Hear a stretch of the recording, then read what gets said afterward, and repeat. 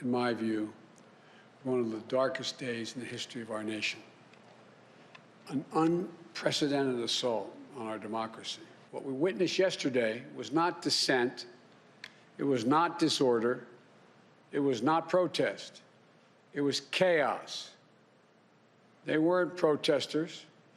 Don't dare call them protesters. They were a riotous mob, insurrectionists, domestic terrorists. Let's speak now to Sean Michael Cox, who's a political science professor at Bahcesehir University and senior advisor at the Global Policy Institute in Washington, D.C. Sean Michael Cox has been following this very closely, tracking this for over 24 hours now. We just heard Joe Biden call the protesters domestic terrorists and much more. What do you make of his description, and who is to blame? It's interesting the words that he uses and the tone that he uses. Throughout his entire career, Joe Biden has always counted on people in government, people in service to act with integrity, to act with decency, to act with honor. And he saw Donald Trump when he was campaigning for president, and he saw him when he became president as antithetical to all these beliefs that President-elect Biden holds true. In fact, it's one of the reasons that he cited for entering the presidential race back in April of 2019.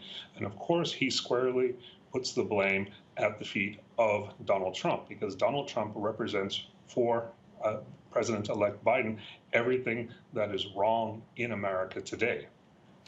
And what concerns you the most about the next 12 days that Donald Trump has left in office, and should he be removed before Biden's inauguration day?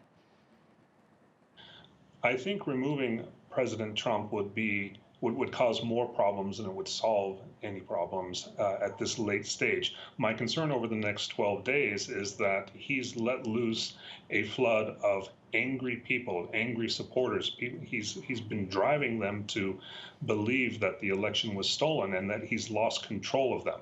I think that there is a real danger that there could be some more violent activity, more mob activity, not just in Washington, but around the country as well. And no matter what, when we see President Trump making a speech like he did, it's obvious based on the past 4 years that this is not something he's naturally inclined to do, that he's probably unwilling to do this, but he's being forced to for political expediency.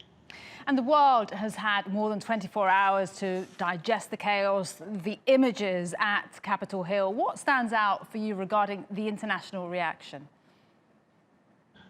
What stands out for me is that there has been a lot of outpouring of support for America, and that there seems to be quite a lot of trust that the American people will overcome this aberration of a Donald Trump presidency, that will overcome this aberration of mob violence. There was a lot of shock and surprise that this attack on the U.S. Capitol happened, but we've seen in the time since then that everyone who's commented on it seems confident that America will get through this. Thank you so much, Sean Michael Cox from Bahcesehir University. Thank you.